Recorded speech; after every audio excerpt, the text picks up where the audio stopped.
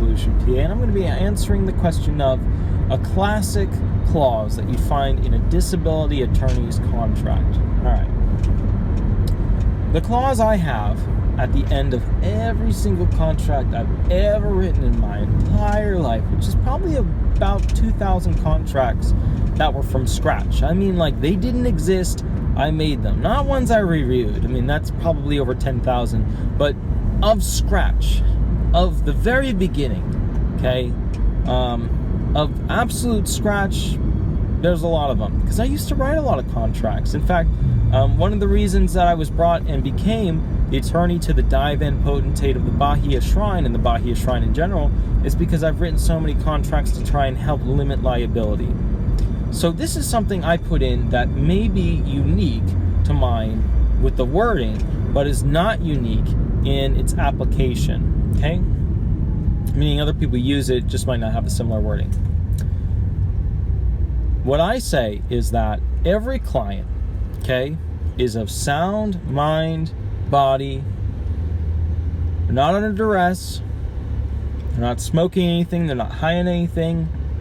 They are completely aware of what's going on and capable of making an informed decision. Okay? This goes in conjunction with another contract clause pertaining to being able to, have the opportunity to have an attorney review it and then have them make a choice based off of that. I'll go into that on another video, but let's focus on that they're of sound mind, body, not under duress. Okay? And that's a simplification of the one I use in the contract, but you'll notice all these contracts, we give you we try to at least give you a simple definition of what is an incredibly, incredibly detailed wording. Why do we say that? Well, for one, if you're not of sound mind, you can't sign a contract because you're not of sound mind. You shouldn't be signing it. You can't sign it. You didn't have the intent to sign it. Yeah, under duress, you're, like classic is a gun to your head, a knife to your throat, yada, yada. If you're under duress, then basically you're not signing with intent. There's got to be intent there to want to be bound by this agreement, okay? So what that ultimately means is that you are agreeing to these terms. You are of sound mind, you can do it, and you have the intent without duress, meaning there's no knife to your throat. The reason we ask these things and state these things in the contract is to show that you understand the great burden and gift that comes with going into a relationship like this. In other words, the cost, because cost is basically the benefit and also the loss of what essentially you could gain from something.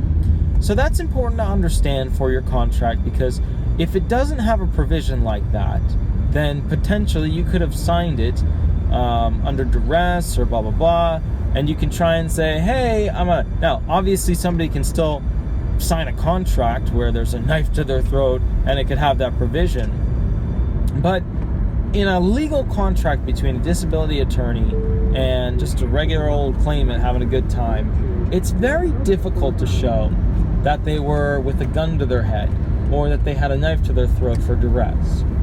And the reason this provision is in there is to prove that, hey, this person had the intent, they weren't afraid for their life or serious bodily harm or any harm at all, but they wanted this. And that's the main focus of that clause, is to show that, hey, you really wanted it. Okay? So, my name is attorney Walter Rudolph Hnot III. I'm with Disability Resolution PA. I hope all is well.